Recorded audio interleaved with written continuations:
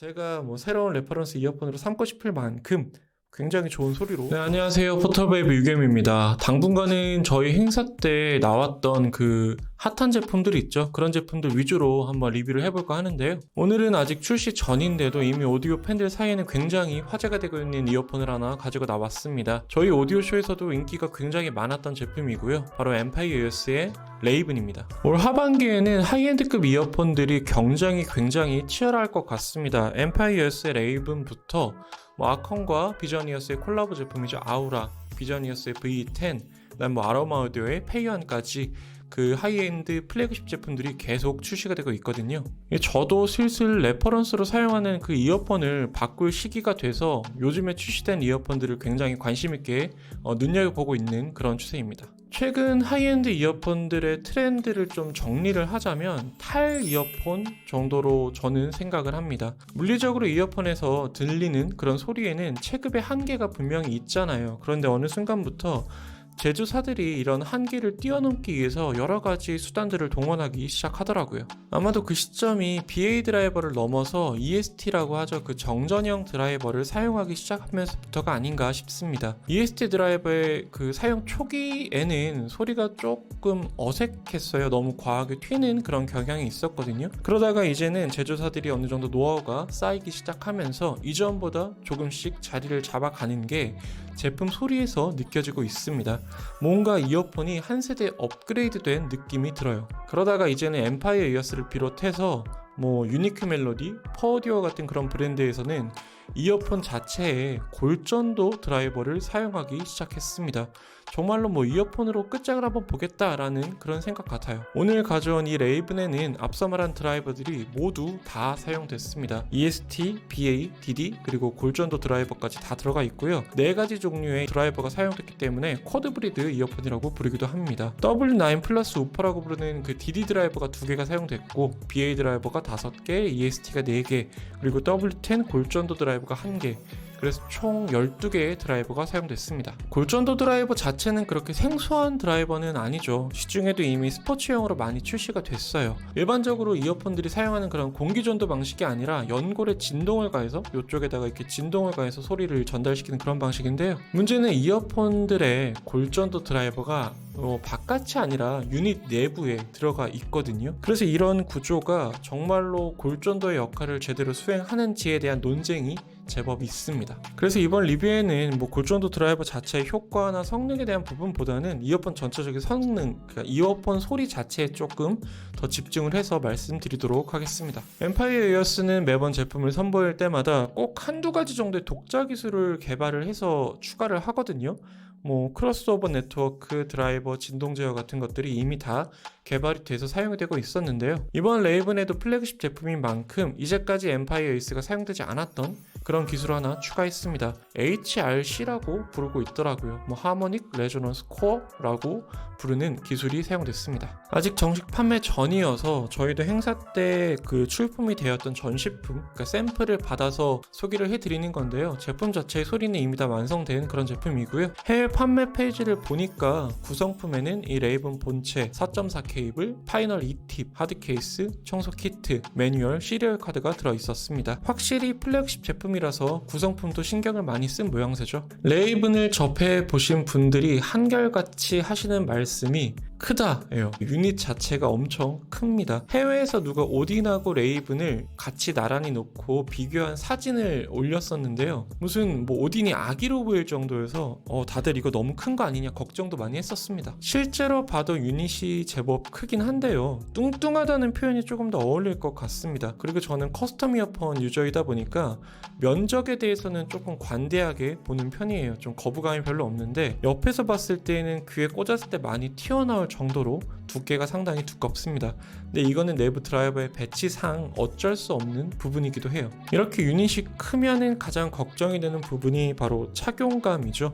처음 외관만 봤을 때에는 너무 무거워서 처진다든지 아니면 귀에 제대로 안착이 될까 그런 걱정을 좀 했는데요. 실제로 귀에 착용을 했을 때에는 다행히 착용감은 괜찮았습니다. 귀에 닿는 부분은 적당히 굴곡을 잘 줬어요. 그래서 안착이 잘 되게 만들어 놨습니다. 그리고 노즐부가 살짝 길고 얇은 그런 스타일이어서요. 착용 자체는 깊숙하게 잘 됐고요. 무게도 딱히 무겁다고 느껴지진 않았습니다. 오히려 희한하게 각져서 좀 뾰족뾰족한 날카로운 그런 디자인 이어폰들 있죠. 걔네들보다는 착용감이 얘가 더 나았습니다. 레이븐은 런치 에디션이라고 부르는 것하고 스탠다드 에디션 이렇게 두 가지 종류가 출시가 됩니다. 오늘 가져온 요 페이스플레이트가 금도금이 된 게 런치 에디션인데요. 전 세계 400개 한정으로 출시가 된다고 하고요. 스탠다드 버전은 올 블랙인데 가격은 두 개가 동일했습니다. 저도 한정판 참 좋아하는 그런 사람이거든요. 그런데 개인적으로 레이븐은 블랙이 조금 더 제 취향이에요. 가뜩이나 좀 크기도 큰데 금색으로 도금되니까 조금 부담스럽기도 하고요. 그리고 레이븐이잖아요. 이름도 그렇고 제품 컨셉도 그렇고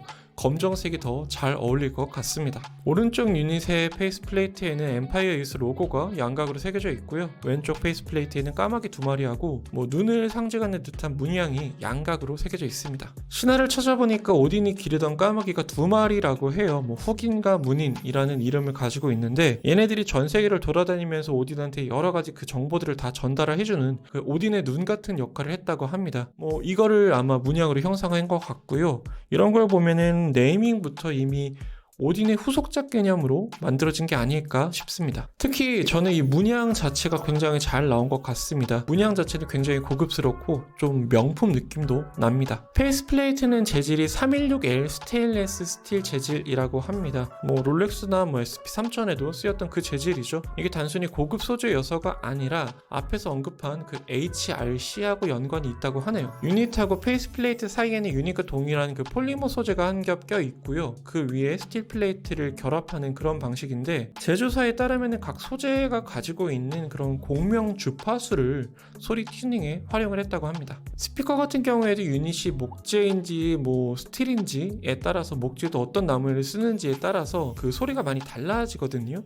이 레이븐은 두 가지 소재를 조합을 해서 소리 튜닝에 활용을 한 것 같습니다. 실제로 레이븐에는 내부에 골전도 드라이버가 들어가잖아요. 이게 다른 드라이버들하고는 다르게 노즐부 쪽으로 이렇게 바라보면서 소리를 전달시키는 게 아니라 유닛 상단에 붙어 있어요. 그래서 인클로저의 공명을 직접적으로 소리에 활용하는 그런 구조거든요. 그래서 엠파이어 측에서는 이런 걸 가지고 또 HRC라는 별도의 네이밍까지 한 것 같고요. 유닛을 보시면 측면과 상단에는 각각 에어벤트가 뚫려 있고요. 케이블은 2핀 착탈식입니다. 동봉된 케이블이 PW 오디오하고 협업을 해서 제작된 케이블인데 국내에도 PW 오디오가 어느 정도 알려져 있는 그런 브랜드이기도 하죠. 무산소 동선 40인데 다른 굵기의 선재를 섞어서 제작을 했다고 합니다. 간혹 고가의 이어폰 중에서도 케이블, 기본 동봉되는 케이블에는 그렇게 신경을 쓰지 않는 경우가 있거든요.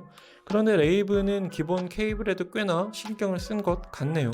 레이븐 정도 듣는 분이라면 아마 또 대부분의 분들이 커스텀 케이블을 사용하는 경우가 많을 것 같아요. 그런데 이거는 일단은 기본 케이블도 좀 괜찮은 편이니까 본인 케이블로 교체를 하기 전에 기본 케이블 한번 들어보신 뒤에 결정을 하시는 게 좋을 것 같습니다. 임피던스는 1kHz 기준으로 2ohm이에요. 굉장히 낮은 편이거든요. 감도는 108dB로 무난한 편입니다. 볼륨 확보 자체가 그렇게 어려운 이어폰은 아닌데 워낙 임피던스가 낮다 보니까 출력 전류가 충분한 그런 DAP라든지 아니면은 저임피던스용 별도의 앰프를 연결해서 듣는 것도 한번 고려해 봐야 될 것 같습니다. 이번에는 이어폰 자체가 워낙 고가의 플래그십 제품이니까 DAP도 좀 최상급으로 준비를 했습니다. SP3000이에요. 귀에 끼워서 착용하는 이어폰의 소리 스케일을 이 머리 바깥으로 확장하는 게 이 물리적인 한계가 분명히 있잖아요. 유선 이어폰이니까 DSP를 쓰는 것도 아니고 순수하게 앞단에서 만들어진 소리를 가지고 그 이어폰 자체에서 아날로그 신호 가지고 만들어야 되니까 무리수를 두는 경우들이 종종 있거든요.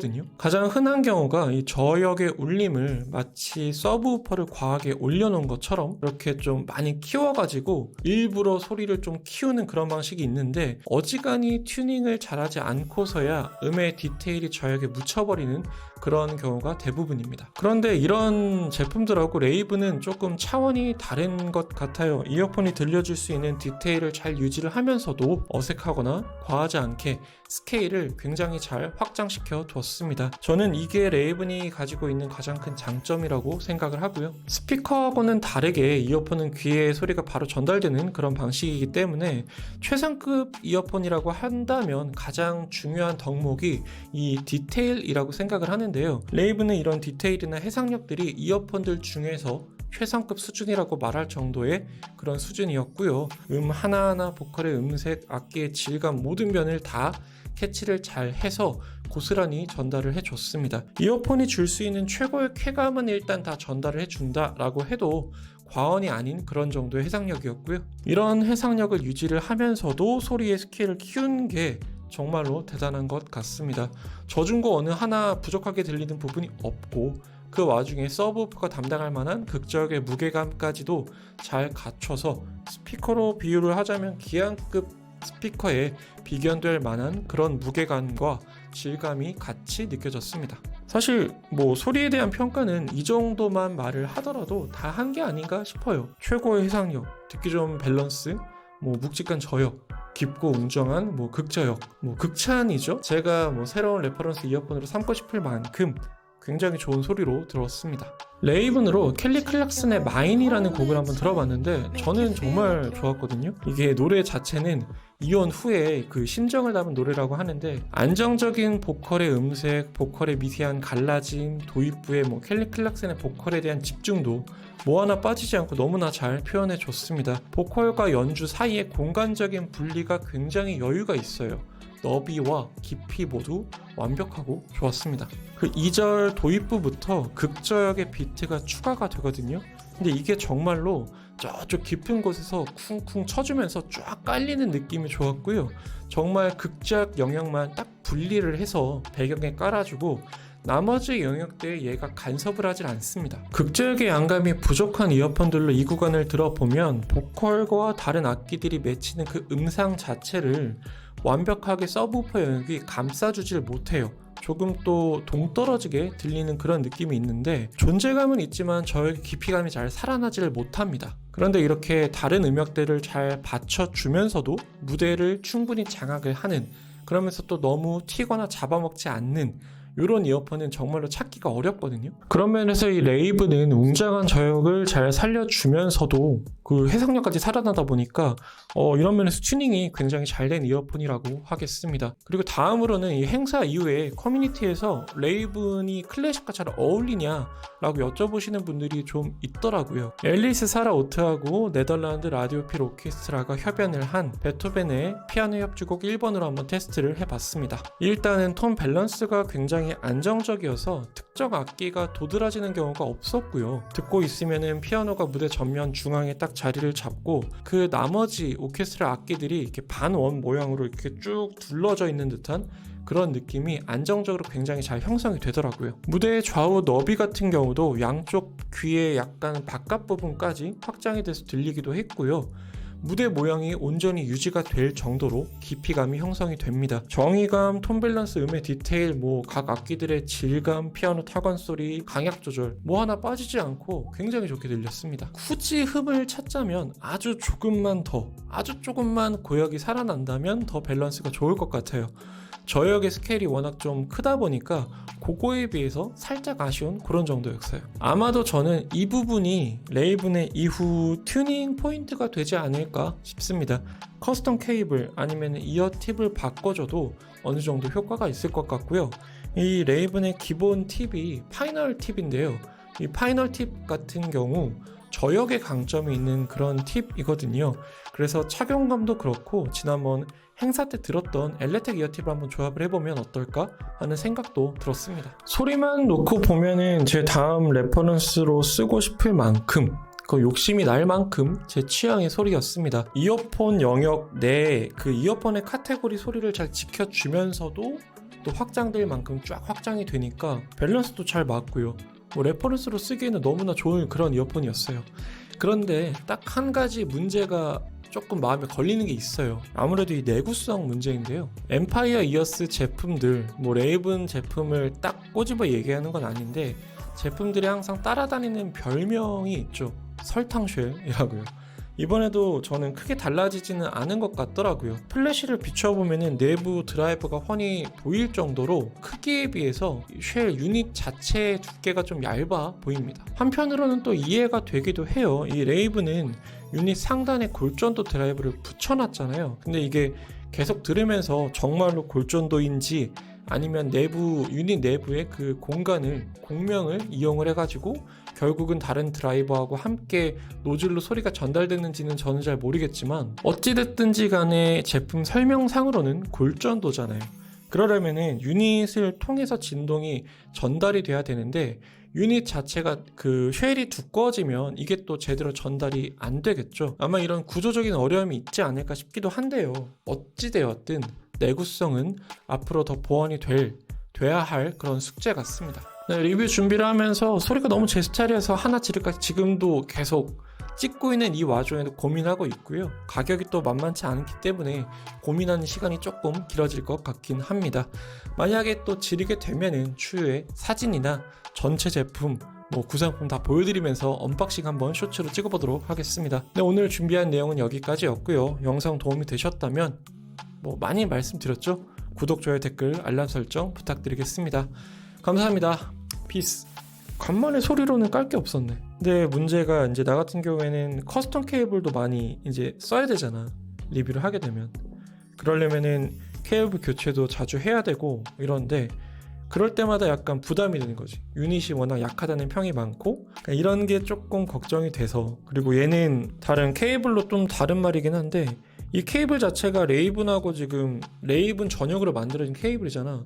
근데 만들어진 케이블이면은 이 단자 같은 경우에도 조금 더 신경을 써서 딱 맞게 얘 이어폰 유닛 디자인하고 맞게 단자 처리를 했으면 좋겠는데 이거는 그게 아니야. 단자가 얘 같은 경우에는 이어폰 속에 깊숙이 들어가는 투핀 단자를 그냥 썼거든. 그러니까 이건 좀 이해가 안 가는 거지. 또 이렇게 딱 떨어지게 맞는 단자를 쓰든지 아니면은 유닛이 약한 걸 알면은 투핀을 쓰지 말고 그 JH 오디오에서 쓰는 그런 단자 같은 게 있어. 꾹 누르는 게 아니라 낀 다음에 이렇게 스크류 갖다가 나사를 조여가지고 고정하는 그런 방식 같은 경우에는 내구성에 크게 문제가 없잖아. 고정력은 더 좋고 기왕 만들 거면 그렇게 만드는 게 더 좋지 않았을까? 그런 생각?